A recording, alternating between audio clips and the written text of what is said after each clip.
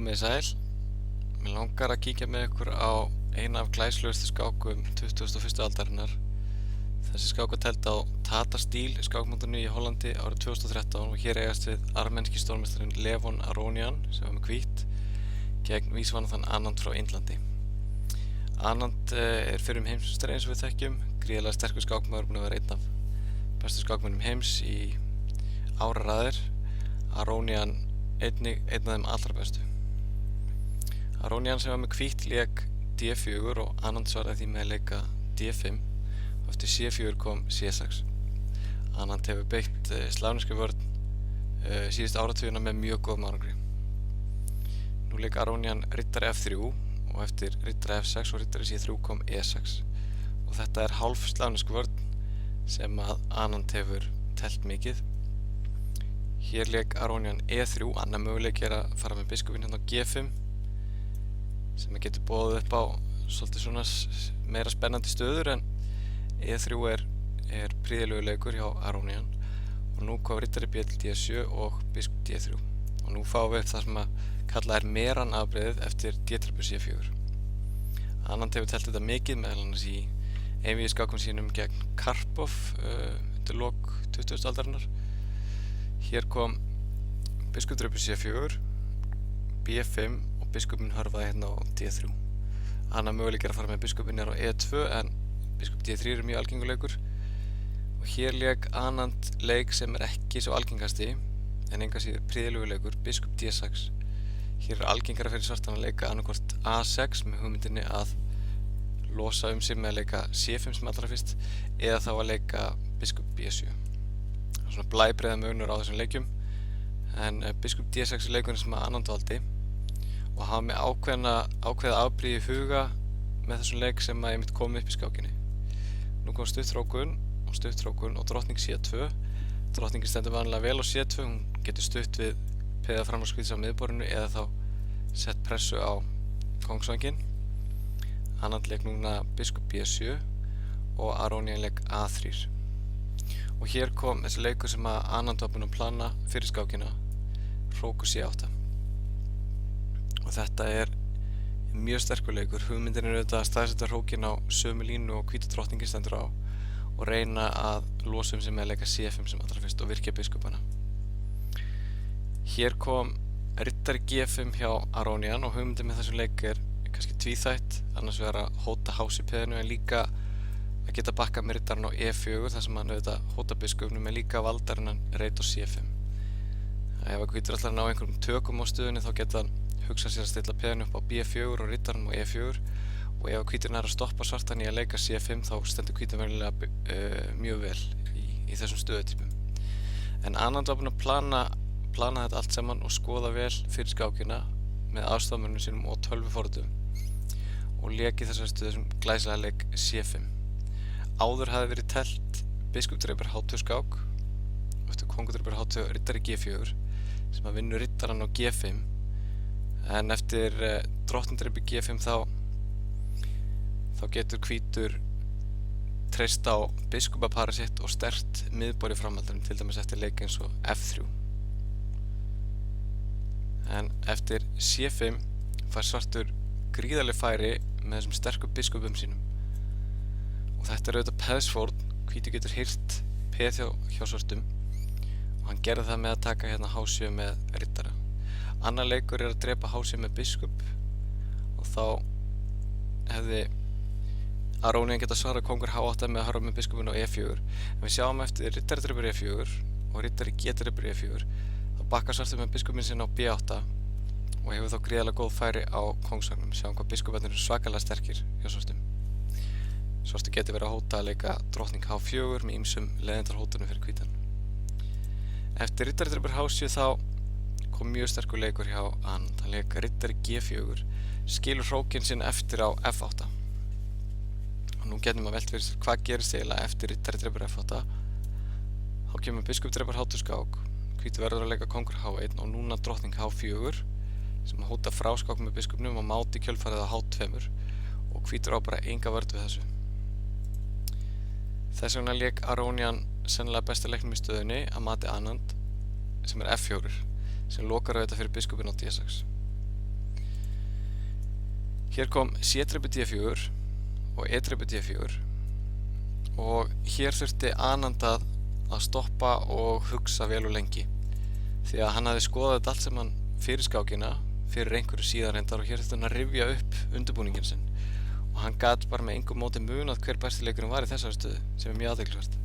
Það eina sem að mundi var að í einhverjum afbrigðum endaði svarti riddarinn af D7 á D3 og hann notaði þetta til þess að finna út í raun og veru besta leikinn samkvæmt sínum rannsóknum og komst að þeirri niðurstöðu að sá leikur væri þessi ótrúlegi leikur hérna biskup C5 og hugmyndin er svo að ef að hvítur drepur á C5 þá drepur svartur með riddara hótar auðvitað biskupnum á D3 og eftir riddari drepur F8 þá kemur riddari drepur D3 og hótanir svarts í þessari stöðu eru mjög óþægilegar, hann getur verið á leiðin á D4 með drottninguna eða einfallega bara hirða riddarann og riddari svarts á D3 er það sterkur að hann er alveg hróksvirði í þessari stöðu. Við getum ímyndað okkur framhald eins og H3, drottning D4 skák, kongur H1 og riddari D til F2 skák og hér það hvítur að gefa skiptamun tilbaka og hér getur svartur hirt riddarann á F8 með ágætum færum. Hvítur ætti að halda í horfinu með bestu tapmennsku en hvítastaðan er örlítið verri. En eftir hennar ótrúlega leik hérna biskup C5 þá lék Aronian biskup E2 sem eru sennilega mistök. Ég geti ímyndað mér að D-drepur C5 hafi verið besti leikurinn. Og hér kom annar ótrúlega leikur hjá Anand. Anand velti fyrir sér möguleikunum að taka á D4 með biskup en eftir kongur H1 í þeirri stöðu þá gæti svartur mögulega leikið riddari drepur H2. Við sjáum, skulum skoða þetta framhald biskup drepur D4 skák, kongur H1, riddari drepur H2. Við sjáum eftir kongur drepur H2 kemur drottning H4 mát en hvítur þarf auðvitað ekki að taka riddarann á H2 og getur leikið riddari G5 hér og næra bjarga sér. Þess vegna hætti Anand við biskup drepur D4 og lék í staðinn riddari D til E5 sem ótrúlega leikur. Við sjáum hvað eru ótrúlega margir af mönnum svart sem eru í uppnámi, biskupinn á C5 og auðvitað riddarinn á E5, auk þess hrókurinn á F8 en engan síður svartur í stórsókn. Og hér skulum við sjá hvað gerist til dæmis eftir F drepur E5. Þá getur komið drottning drepur D4 skák, hvítur verður að fara með kongina H1 og hér kemur skemmtilegt útfærsla á kæfingamóti með drottning G1 skák, hrókur drepur G1 og riddari F2 mát. Annar möguleiki eftir riddari D til E5 er að taka hérna á C5 en þá leikur svartur drottning D4 skák og eftir kongur H1 kemur riddari F2 skák. Hér verður hvítur að drepa riddarann með hrókur drepur F2 því eftir kongur G1 kemur önnur útgáfa af kæfingamótinu með riddari H3 skák, kongur H1, drottning G1 skák, hrókur drepur og riddari F2 mát. En eftir riddari F2 skák og hrókur drepur F2 kemur drottning drepur F2 og hér eru hótanir svarts einfaldlega óviðráðanlegar fyrir hvítan. Svartur hótar máti á G2, hann hótar skák á E1 og hvítur getur ekkert varist því að biskupinn á E2 eru auðvitað leppur eins og við sjáum. Þess vegna lék Aronian eftir riddari D til E5 biskup drepur G4. Anand drap þá á D4 með biskup og eftir kongur H1 kom riddari drepur G4. Og það var á þessum tímapunkti þegar Anand lék riddari drepur G4 að gömul skák kom upp í huga hans, fræg skák sem einhverjir þekkja, sem er birt í mörgum bókum og tímaritum. Og ég ætla að sýna ykkur stöðuna sem að Anand fekk upp í hausinn. Það er þessi staða hér. Þetta er úr skákinni Rotlevi Rubinstein. Þetta er gömul skák frá árinu 1907. Þessi skák er teld meir en 100 árum áður en að skákin sem við erum að skoða var teld. Og í þessari stöðu lék Rubinstein riddari G4. Fékk seinna ótrúleg sóknarfæri á kongsvagnum og vann glæsilega skák. Og hér sjáum við eiginlega hvað það er dýrmætt fyrir menn að þekkja skáksöguna og ýmis þemu og munstur. Þetta er þemaða munstri sem að kom upp í huga Anans í þessari stöðu hér með riddari drepur G4 og hann fær mjög sambærileg sóknarfæri í þessari skák eins og Rubinstein fékk í sinni skák. Sjáum að biskuparnir eru ótrúlega sterkir og einnig hér mjög sterkir biskupar. Förum aftur í skákina hjá Anand. Eftir riddardrepur G4 þá lék Aronian riddardrepur F8 og hér liggur auðvitað beint við að leika F5 til þess að loka leið drottningarinnar inn í svörtu kóngsstöðuna. Hugmynd svarts er að flytja drottningunni sína yfir á kóngsvanginn, komin til dæmis hérna á H4, en ef við ímyndum okkur að svartur leiki strax drottning H4 hér, þá gæti hvítur auðvitað hugsa sér að gefa eitthvað að liðinu sínu tilbaka, því hvítur er í augnablikinu heilum hrók yfir og hann gæti leikið þess vegna drottning H7 skák og þvinga fram drottningarauppskipti, létta aðeins á stöðunni. Þess vegna leika Anand þessum leik F5 sem lokar algjörlega fyrir þennan möguleika hjá hvítum. Nú kom riddari G6 sem valdar auðvitað H4 reitin og Anand leik bara róliheitum drottning F6. Það er alveg magnað þó að svartur sé heilum hrók undir, þá virðist hann hafa allan tíman í heiminum í stöðunni til þess að bæta stöðunni í róliheitum, því að hvítur á mjög erfitt með að losa sig og biskuparnir hjá svörtum loka hvítan algjörlega inni, sérstaklega biskupinn á D4 og hótanir svarts eru bara í þessari stöðu að taka riddarann og flytja drottningunni yfir á kóngsvanginn með máthótunum. Það er ótrúlega erfitt fyrir hvítan að verjast í þessari stöðu.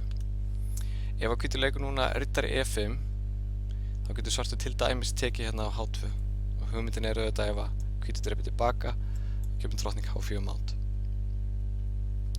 Þess vegna leik Aronian í þessari stöðu H3 sem er kannski ekki verið leikur en hver annar. Staðan er nú þegar orðin mjög erfið. Anand drap á G6 og hér má hvítur auðvitað ekki drepa riddarann á G4 því að það er aftur máta á H-línunni með drottning H6. Við munum hvað biskupinn á D4 er svakalega sterkur. Þess vegna leik Aronian núna drottning E2 og hér kom drottning H5 hjá Anand. Möguleikar hvíts í þessari stöðu er ekki margir. Aronian leik drottning D3 sem er slæmur leikur en staðan er nú þegar töpuð. Við sjáum að hótun svarts í þessari stöðu er að nýta sér þennan hrikalega sterka biskup á B7 með því að taka hérna á H3 peðið á G2 leppur. Þannig að Aronian varð að valda H3 peðið, þannig hefði getað valdað það með hrókur F3 en þá var Anand búinn að plana að leika riddari F2 skák og þetta má hvítur alls ekki drepa því eftir hrókur drepur F2 kemur drottning drepur H3, kongur G1 og núna drottning drepur G2 mát þar sem að hrókurinn á F2 er leppur og við sjáum enn og aftur hvað biskuparnir eru svakalega sterkir. Þannig eftir riddari F2 skák þá verður hvítur að leika kongur H2 og hér getur komið biskup drepur F3 og eftir uppskipti á F3 getur svartur tekið hérna á C3 og þessi staða er kolunni fyrir svartan. Við sjáum bara veikleikana í stöðunni hjá hvítum, svartur í peði yfir, svartur ætti að vinna þetta frekar þægilega. En eftir drottning D3 þá kom mjög skemmtilegur lokahnykkur hjá Anand sem byggir einmitt á þessari sömu hugmyndu og voru með hann að drepa hérna á H3. Sjáum að drottningin á D3 valdar H3 peðið og hér leik Anand þess vegna biskup E3 sem er skemmtilegt dæmi línurof, loka leiðinu fyrir drottninguna H3 peðinu og hótun svarts að taka H3 peðið með drottningu er algjörlega óvinnandi og þess vegna gafst Aronian upp. Þessi skák er að mínu mati eins og allra fallegasta. Takk fyrir.